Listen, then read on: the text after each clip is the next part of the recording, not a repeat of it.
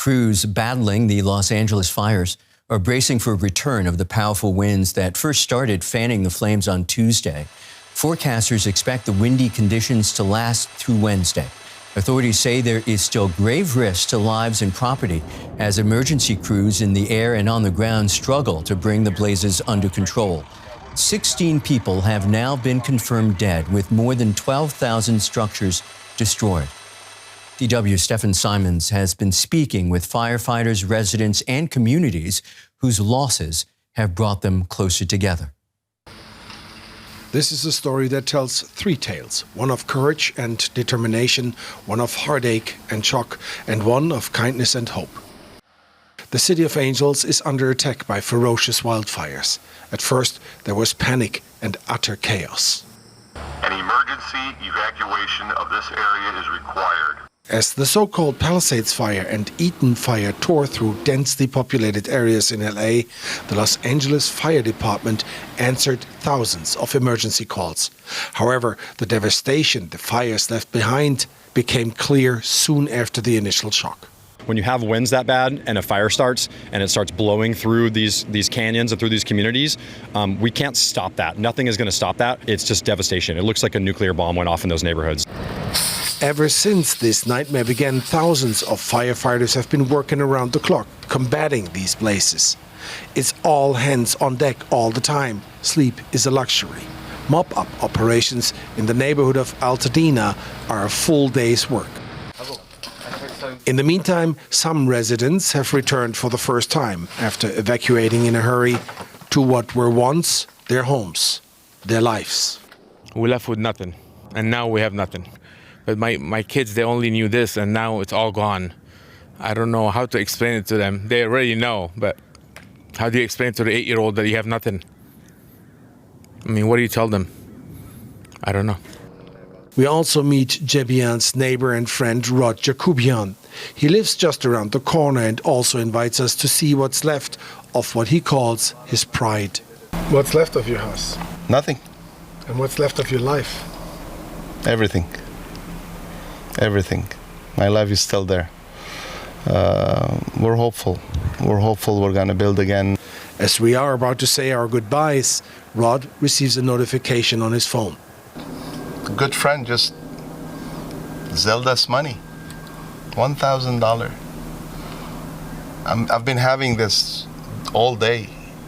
My family, my wife, my children. People sending to my little daughter who's 14 money to go buy school supplies that she lost. People want to help. People want to help.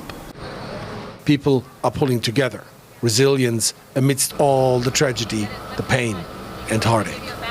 Food and clothes drives are popping up everywhere.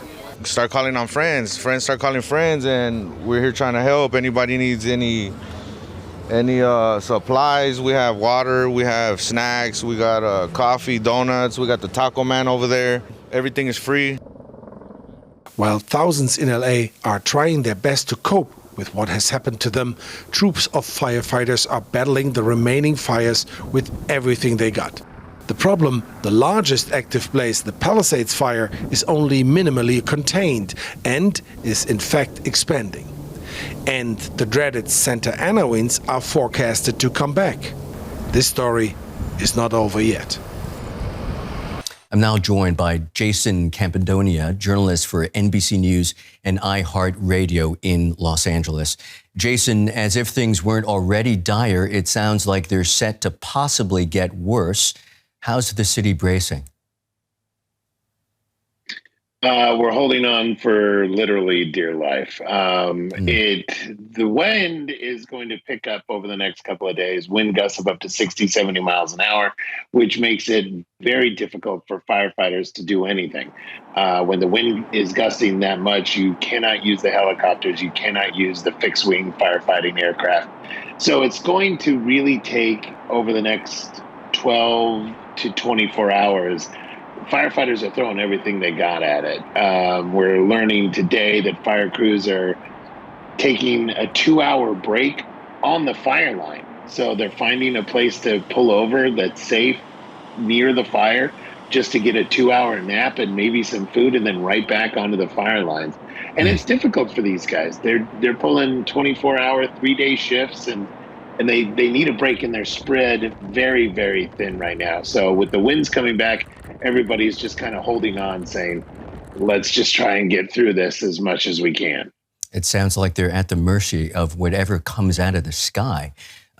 Virtually every year for the dozen or so years I lived in Los Angeles, authorities warned the fire season was getting longer and more potent. It's hard to imagine they haven't been preparing for the very worst for a very long time now. What are you hearing? Were there failings here, or is this one of those acts of nature where very little could have been done to prevent this particular outcome? So something happens every year. It's imagine a thought that you might do something to prevent it the next year, right? And that's what people are really ticked off dealing with. You know, you mentioned you were here for over a dozen years. I've been here for 4 dozen years, and it's been doing the same thing. And it's like, you guys got to be making better choices somewhere, somehow. We learned recently that the fire budget for the city of Los Angeles was cut by nearly $20 million. And I guess that $20 million went to some of the mechanics that were keeping the equipment in tip-top shape so these fire crews can get out there. They're not doing anything about the fire hydrant problem. We have a thing here in Southern California that if there's a house on fire and a fire team pulls up in front of that house and there's a fire hydrant that's been tampered with because the homeless have been using it to take showers or for drinking water, they're not allowed to use that hydrant. They have to then wait and call in a fire tender or a water truck in order to douse the flames on that fire. It really is a backwards way of trying to fight these fires. We're learning also that some of the fire hydrants went dry. They have not done enough, according to the people who live here in Southern California. They have not done enough to be prepared for something like this. Now, Mother Nature does have a lot to do with it, right? 100-mile-an-hour winds. You can't beat that, but you can predict it. And people are saying, where were you? Why weren't you in the places where it was going to be? And the answers so far have been more about feelings and not facts. Jayson, we don't have much time, but I do want to ask you this. It's easy to get caught up in the imagery of these incredibly intense flames, but at the end of this, it's about the people. Is there enough support for those who are getting evacuated? So luckily, the people that have been evacuated, most of them are very affluent people. I mean, you can't buy a house in the Pacific Palisades for under $2 million, right? So hotels are being booked. They're staying with friends. They're staying with family.